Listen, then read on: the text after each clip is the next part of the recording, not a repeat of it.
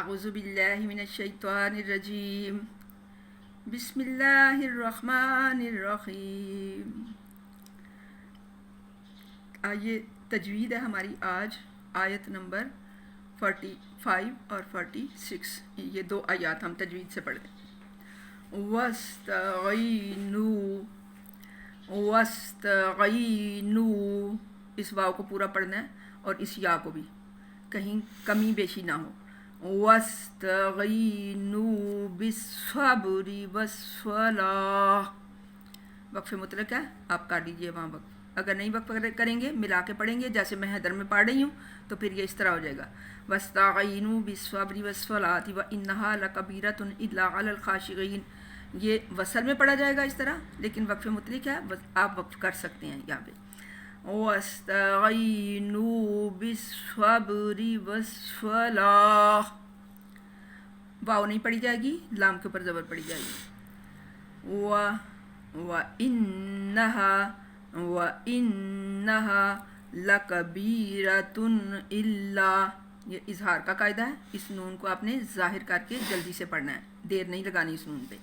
وَإِنَّهَا لَكَبِيرَةٌ إِلَّا عَلَى الْخَاشِعِينَ، إِلَّا عَلَى الْخَاشِعِينَ، یہ وہی معنی آگے بھی چل رہے ہیں، اس وجہ سے اس آیت کے اوپر یہ لا ہے چھوٹا سا پڑا ہوا، کہ اگر آپ نہ ٹھہریں یہاں اور اس آیت کو آگے سے ملا لیں، اور اگر آپ کا سانس باقی نہیں ہے، آپ تھک چکے ہیں اور وقف غلط جگہ پہ ہونے کا اندیشہ ہے کہ اضطراری وقف غلط جگہ پہ ہو جائے گا، تو پھر آپ اس کو وقف کر لیں یہاں، اور یہ ایسے پڑھیں وَإِنَّهَا لَكَبِيرَةٌ إِلَّا عَلَى الْخَاشِعِينَ، اور اگر ہے ابھی آپ کا سانس اتنا ہے رفتار اس کی کہ اگلی آیت پڑھی جائے گی تو پھر آپ اس کو اس طرح پڑھ سکتے ہیں، وہ جیسے کہ میں حدر میں پڑھ رہی ہوں، آپ کو سنا رہی ہوں۔ وَإِنَّهَا لَكَبِيرَةٌ إِلَّا عَلَى الْخَاشِعِينَ الَّذِينَ يَظُنُّونَ أَنَّهُم مُّلَاقُو رَبِّهِمْ، اب پھر یہ اس طرح ہو جائے گا، اور ویسے آپ پڑھیں گے تو ایسے پڑھیں گے اس آیت کو علیحدہ، الذین، پھر کیسے پڑھیں گے؟ الف کے اوپر زبر خود لگائیں گے، کیونکہ اس نون پہ ہم نے وقف کر دیا تھا، نون کی زبر ختم کر دی تھی، وقف کر دیا تھا، اب ہم یہ اللہ الف کے اوپر زبر ہم خود لگائیں گے اور پھر اس کو اس طرح پڑھیں گے۔ یہ کیسے ہوگا؟ جب ہم یہاں پہ وقف کر چکے ہوں گے، تو پھر کیسے؟ الف کے اوپر زبر خود لگائیں، الذین یظنون، زوئے اس میں صفت اطباق پائی جائے گی لیکن صفت سفید سیٹی نہیں پائی جائے گی۔ یظنون انہم ملاقو، یہ میم ساکن کے قواعد میں سے آ جائے گا، شفوی ادغام، انہم ملاقو ربہم، انہم ملاقو ربہم، پھر آگے میم کے بعد واو ہے، ربہم وَأَنَّهُمْ إِلَيْهِ راجعون۔ آئیے اکٹھا پڑھیں آپ دونوں آیات کو۔ وَاسْتَعِينُوا بِالصَّبْرِ وَالصَّلَاةِ وَإِنَّهَا لَكَبِيرَةٌ إِلَّا عَلَى الْخَاشِعِينَ الَّذِينَ يَظُنُّونَ أَنَّهُم مُّلَاقُو رَبِّهِمْ وَأَنَّهُمْ إِلَيْهِ راجعون۔ جی آ جائیں ترجمے کی طرف۔ اب یہ دیکھیں کن کی بات چل رہی تھی؟ یہود کی، علماء یہود کی۔ ان کو کہا جا رہا تھا کہ تم لوگوں کو تو نیکی کا حکم دیتے ہو اور اپنے آپ کو بھول جاتے ہو، اور تم نے کتاب کے اندر ہر چیز پڑھی ہے، تمہاری تورات کے اندر یہ ساری تعلیمات جو ہیں وہ درج تھیں، افلا تعقلون، عقل کیوں نہیں رکھتے؟ اس کے اندر اپنی تورات کے اندر، اپنی کتابوں کے اندر، اپنی انجیل کے اندر آپ تفکر اور تدبر کیوں نہیں کرتے؟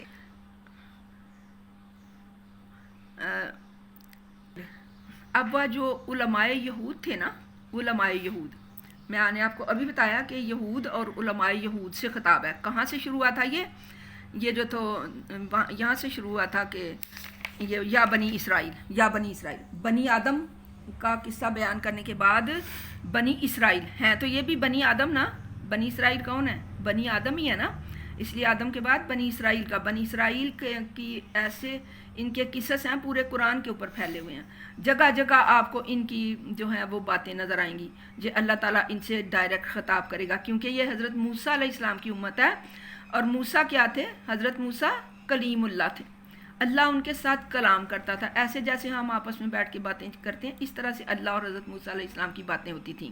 اس واقعے کے بعد پہلے تو کہتے رہے نا حضرت موسیٰ علیہ السلام ربی ارینی ارینی ارینی، تو اللہ کی ذات کہتی رہی کہ تو نہیں مجھے دیکھ سکتا، نہیں دیکھ سکتا، لن ترانی لن ترانی لن ترانی۔ پھر جب دکھا دیا اپنا آپ، پھر جب وہ موسیٰ کو معجزے بھی دے دیے، پھر موسیٰ کے ساتھ کلام بھی اللہ کی ذات اس طرح ہی کرتی تھی جیسے ہم آپس میں ایک دوسرے کے ساتھ کلام کرتے ہیں۔ تو یہ جو موسیٰ کی امت ہے نا، اس کے ساتھ بھی دیکھیں اللہ تعالیٰ ڈائریکٹ کلام کر رہا ہے کہ اس نے بغیر کسی حوالے کے، بغیر کسی ریفرنس کے، بغیر کسی واسطے کے ڈائریکٹ ان کو کہہ دیا یا بنی اسرائیل۔ قرآن میں ان کو خطاب کیا ہے ان سے، اے اسرائیل کے بیٹو، اے یعقوب کے بیٹو۔ اب یہاں پہ بھی انہی سے خطاب ہے، کیا کہا جا رہا ہے کہ تم اب اس طرح کے ہو گئے ہو، اے بنی اسرائیل، اے یعقوب کے بیٹو، اس طرح کے ہو گئے ہو کہ تم میرے دین کے اندر ملاوٹیں کرتے ہو، میرے محبوب کی آمد کی نشانیوں کو جو ہے چھپاتے ہو، اور ڈرتے کس سے ہو؟ ان سے ڈرتے ہو وہ جو آپ کے اخبار ہیں، وہ جو آپ کے امراء ہیں، کہ وہ جن کو تم ان سے تھوڑا سا مال لے کے تو ان کو مسئلے جو ہے وہ توڑ مروڑ کر اور نبی صلی اللہ علیہ وسلم کی نعت و صفت کو چھپا کر ان کو بتا دیتے تھے۔ ڈر ان کا ہے کہ اگر تورات صحیح بیان کر دی تو پھر وہ مال ملنا ہمیں بند ہو جائے گا۔ کیسے احمق ہو، کیسے بے وقوف ہو، ان سے ڈرتے ہو، ان انسانوں سے جو تمہاری طرح کے انسان ہیں، جیسے وہ بھی آدم کی اولاد ہیں۔ آدم کو میں نے مٹی سے پیدا کیا تھا اور تم تو پیغمبروں کی اولاد ہو، تو تمہیں کیا ہو گیا؟ کیوں اس طرح کرتے ہو؟ ان سے کیوں ڈرتے ہو؟ مجھ سے ڈرو، بار بار کہا نا، وَإِيَّایَ فَارْهَبُونَ وَإِيَّایَ فَاتَّقُونَ، مجھے سے ڈرو، حق یہی ہے کہ مجھ سے ڈرو، اور کیا کرو ایسی صورت میں اگر وہ لوگ تمہارے خلاف ہو جائیں تو تم پھر کیا کرو؟ وَاسْتَعِینُوا، پھر استعانت طلب کرو، سب کے سب استعانت طلب کرو، بِالصَّبْرِ وَالصَّلَاةِ، صبر اور نماز کے ساتھ، صبر اور نماز کے ساتھ۔ یہ بہت ہی ضروری، بہت اچھی آیت ہے۔ یہ علماء یہود کو خطاب تو یہاں پر ہے نا اس کانٹیکسٹ کے ساتھ، لیکن ویسے یہ خطاب ہم سب کے لیے ہے کہ ہمیں جب بھی مشکلات تو ہمارے قدم قدم پہ ہیں، کون سا قدم ہے جو ہمارا مشکل کے بغیر اٹھتا ہے، جس میں رکاوٹ نہیں ہوتی؟ کسی جانب آپ چل کر دیکھیے کیا ہوتا ہے، جانے کیا گزرے ہے قطرے پہ گوہر ہونے تک۔ ایک قطرہ جو ہے وہ جب تب گوہر بنتا ہے، وہ اس اپنے اسے جو ہے اس کا سیپی جو ہے اس کے اندر پتہ نہیں کتنے تھپیڑے کھاتا ہے طوفانوں کے، تو پھر جا کے وہ گوہر بنتا ہے۔ آپ کسی کی طرف قدم اٹھا کے دیکھیں، منزل پہ جانا چاہیں، دیکھیں راستے میں کتنے لوگ آپ کی لیگ پولنگ کے لیے تیار ہوں گے اور کتنی رکاوٹیں ہوں گی، لیکن اللہ کی ذات جو ہے وہ کیا کہہ رہی ہے؟ جب بھی کسی طرف تم قدم بڑھانے لگو، جب بھی کوئی کام شروع کرنے لگو، عام زندگی کی منازل میں، عام زندگی کے حالات میں، عام زندگی کے شب و روز میں کیا کرنا ہے تم نے؟ تمہارا عمل کیا ہونا چاہیے؟ وتیرہ کیا ہونا چاہیے؟ وَاسْتَعِینُوا بِالصَّبْرِ، سب سے پہلے تو صبر کرو، ان اللہ مع الصابرین، یاد رکھو کہ صبر والوں کے ساتھ اللہ ہوتا ہے۔ وَاسْتَعِینُوا بِالصَّبْرِ وَالصَّلَاةِ، اور پھر نماز پڑھو، جب بھی کوئی حاجت درپیش ہو فوراً بذکر اللہ کے حضور حاضر ہو، جو 2 نفل استعانت کے پڑھو، اور حاجت پوری کرنے والا اللہ کی طرف رجوع کرو۔ انسانوں سے مت ڈرو، انسانوں سے مت خوفزدہ ہو کہ یہ ہماری منزل جو ہے وہ ہمارا پینڈا کھوٹا کر دیں گے، نہیں، وہ کچھ بھی نہیں کر سکتے، سب کچھ اللہ کی ذات کرنے والی ہے۔ وَإِنَّهَا، اور یہ دونوں کام، صبر اور نماز، یہ دونوں کے لیے لَكَبِيرَةٌ، بہت مشکل ہے، اِلَّا عَلَى الْخَاشِعِينَ، سوائے ان لوگوں کے جن کے دلوں میں اللہ کا خوف ہے۔ جو اللہ سے ڈرنے والے ہیں نا، ان کے لیے یہ دونوں کام مشکل نہیں ہیں۔ کون سا؟